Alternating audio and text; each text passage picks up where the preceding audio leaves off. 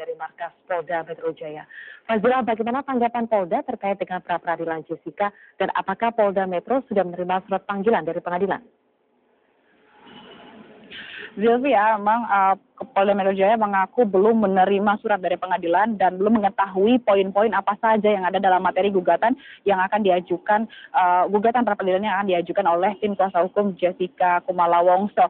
Namun kepolisian menyatakan siap untuk menghadapi pra-peradilan ini dan juga menyatakan akan berkoordinasi dan juga menyiapkan tim dari bidang hukum untuk mendampingi penyidik. Dan alasan pra-peradilan sendiri menurut kuasa hukum Jessica, yaitu Yudi Wibowo yang dinyatakan secara terpisah ini bahwa menyatakan bahwa dirinya ini merasa keberatan atas penetapan tersangka terhadap kliennya yaitu Jessica Kumala Wongso dan merasa Jessica ini tidak bersalah dan menyatakan bahwa bukti-bukti yang telah dikumpulkan oleh para penyidik ini tidaklah konkret. Sementara itu, kepolisian sendiri ini merasa yakin bahwa Jessica lah tersangka pembunuhan Wayan Mirna Salihin berdasarkan bukti-bukti yang ada. Kepolisian sendiri juga mengaku tidak mengejar pengakuan dari Jessica namun lebih fokus terhadap pembuktian dan inilah yang menjadi tantangan besar bagi para penyidik.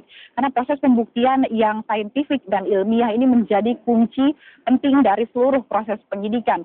Dan penyidik juga yakin semua upaya yang telah dilakukan yang dianggap sebagai pemaksaan dan juga langkah-langkah penyidik dalam penetapan Jessica sebagai tersangka ini dilakukan sudah sesuai dengan KUHP. Dan berikut adalah pernyataan selengkapnya dari Kabid Humas Polda Metro Jaya, Kombes Pol Muhammad Iqbal. Ya itu pra-peradilan diatur dalam kitab Undang-Undang Hukum Acara Pidana. Sudah diatur oleh undang-undang, sudah diatur oleh negara ini.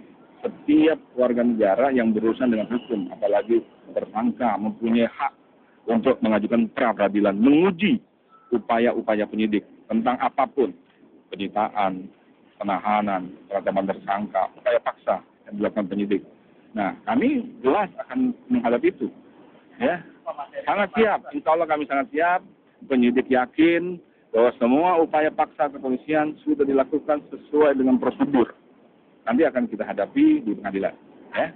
Pra-peradilan sendiri menguak ketika adanya keputusan dari Mahkamah Konstitusi yang menyebutkan bahwa pra-peradilan dapat dilakukan ketika penegak hukum sudah meyakini dua alat bukti yang dapat menyeret sebagai tersangka. Dan hingga saat ini kepolisian juga masih terus menyempurnakan alat-alat bukti termasuk dengan melakukan beberapa tes psikologi, tes kejiwaan terhadap Jessica yang hasilnya nanti ini dinyatakan atau untuk memperkuat alat-alat bukti yang sudah ada. Dan ini juga dan setelah itu akan dilakukan observasi dan ini akan lebih memperkuat berkas perkara penyidik yang akan dibawa ke jaksa penuntut umum yang nantinya akan diproses. Dan sementara itu jika berkas penyidik sudah sampai ke jaksa penuntut umum dan sudah dinaikkan dan sudah disetujui dan sudah naik menjadi P21 ketika berbarengan dengan pra-peradilan, maka pra-peradilan yang digugat atau yang dilakukan oleh kuasa hukum Jessica ini berpotensi gugur.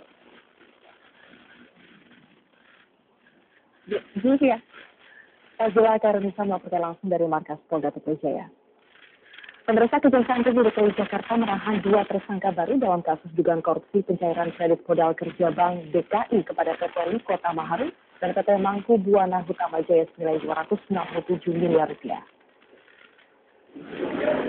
Tersangka Dulus Sambubulo sebagai Head Kredit Komersial Korporasi Bank DKI dan tersangka Hendri Kartika Andri, Account Officer Korporasi Bank DKI, digelandang ke dalam mobil usai menjalani pemeriksaan.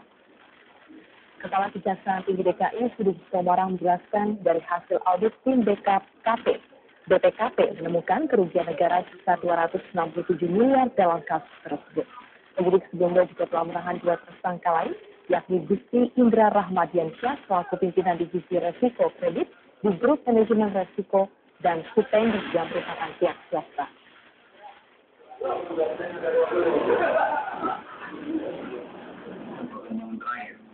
Kita juga telah menerima hasil audit dari BPKP bahwa kerugian negara dalam kasus ini Bank DKI ini sebesar Rp267 miliar. Dan kita akan terus kerja keras supaya ini cepat proses ke pengadilan. Sementara itu Komisi Pemberantasan Korupsi menduga kasus pejabat Mahkamah Agung Andri Tristianto adalah